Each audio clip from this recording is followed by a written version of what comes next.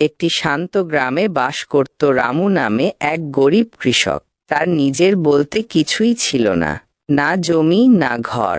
গ্রামের প্রান্তে একটা ছোট মাটির কুঁড়ে ঘরে সে তার স্ত্রী আর ছোট ছেলেকে নিয়ে থাকত। রোজ সকালে সূর্য উঠবার আগেই সে উঠে পড়ত, মাথায় টুপি বেঁধে খালি পায়ে হেঁটে যেত আশেপাশের জমিতে, যেখানে অন্যের জমিতে কাজ করে সামান্য মজুরিতে দিন চালাত। ফসল ফলানোর কষ্টের ভাগীদার সে হলেও তার থালায় সেসব খাবার খুব কমই আসত। একদিন হঠাৎ গ্রামের পাশ দিয়ে এক শহরের লোক এলো। লোকটি বলল, আমার কিছু জমি আছে এখানে, আমি একে সুন্দর বাগান করতে চাই, কেউ কি সাহায্য করবে? সবাই পিছিয়ে গেল, কিন্তু রামু এগিয়ে এলো।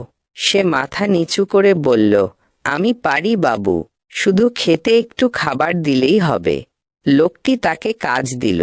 রামু দিনরাত খেটেই চলল, নতুন গাছ লাগালো, আগাছা তুলল, জল দিল। কয়েক মাস পর জমিটি রূপ নিল এক অপরূপ বাগানে।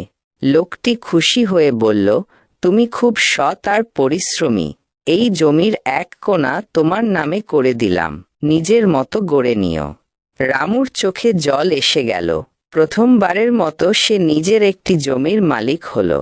সে সেই জমিতে একটা ছোট ঘর বানালো, কিছু শাকসবজির চাষ করলো।